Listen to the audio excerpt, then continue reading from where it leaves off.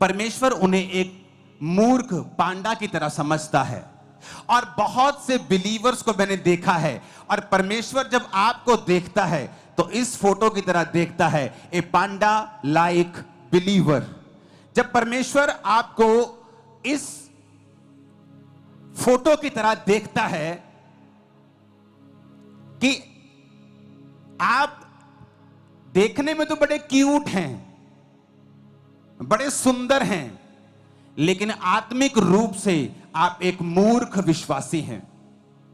जब एक पास्टर, जब एक सेवक, एक विश्वासी आत्मा में समझदार नहीं होगा तो परमेश्वर ये मेक श्योर करेंगे कि तुम लोग इतने झंझटों में और शैतान के बंधनों में थोड़ा थोड़ा फंसे रहो और तुम पूरी तरह से फ्री ना हो पाओ, क्योंकि जैसे ही तुम फ्री होगे तुम अपना नुकसान कर लोगे।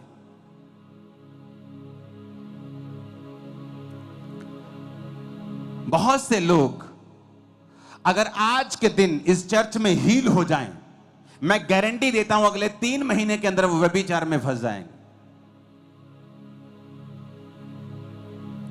अगर आज एक गरीब आदमी है, 10 साल बाद उसने एक घर लिया, मैं उसे अमीर समझता हूं कि वो ग्रो हुआ।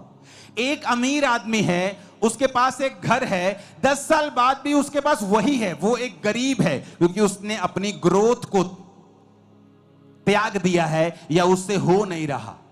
रीजन क्या है?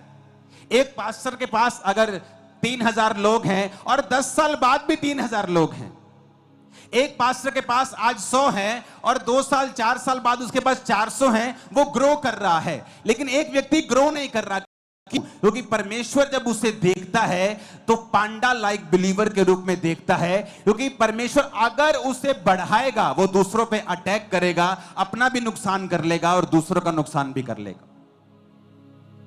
मैंने बहुत से विश्वासी देखे हैं और बहुत से पास्टर्स देखे हैं, वो जैसे ही बढ़ते हैं थोड़ा सा अटैक्स करना शुरू कर देते दूसरों के ऊपर। इस संडे परमेश्वर ने मुझसे कहा कि मुझे 10,000 चेयर्स, 15,000 चेयर लगती है इस हॉल में, इमरजेंसी छोड़ के, क्रिकेट ग्राउंड छोड़ के।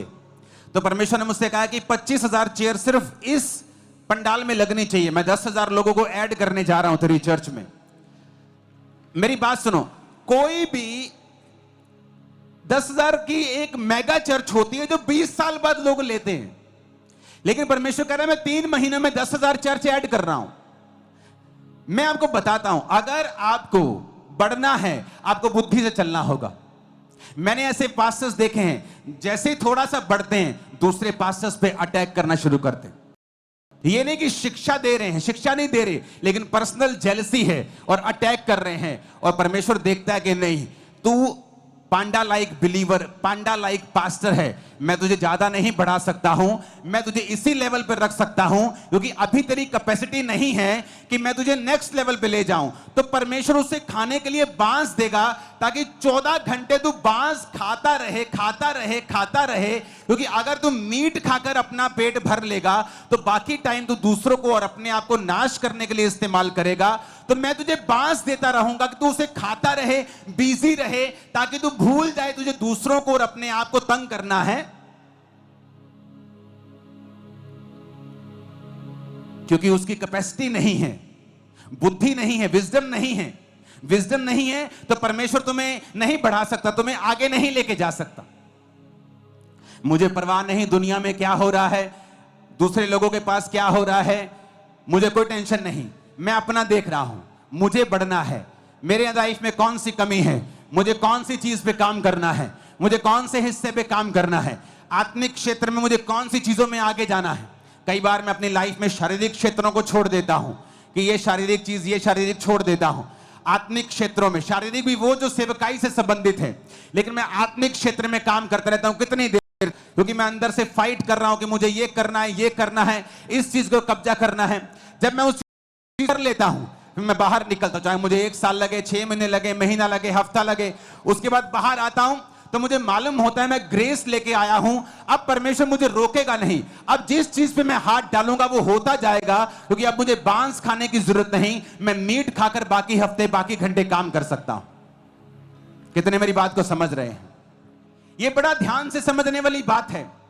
अगर आप एक ऐसे पास्टर हैं जो चुगलियां करते हैं, आप एक ऐसे पास्टर हैं जो दूसरे पास्टर्स की सेवकाई में क्या हो रहा है आपको ज्यादा इसका ज्यादा आपको लालसा है, ज्यादा आपको चुगली वाला वो एक अंदर से कीड़ा है, तो परमेश्वर ये मेक श्योर करेगा कि आप उस छोटी सी सेवकाई और छोटे से दायरे में ही रहें और उसी बांस को खाते रहें और हगते रहें और खाते रहें, क्योंकि परमेश्वर नहीं चाहता कि आप 2-3 घंटे में मांस खाएं और बाकी दिन आप बिना बुद्धि के घूमें और दूसरों को भी नाश करें और अपना भी नाश करें।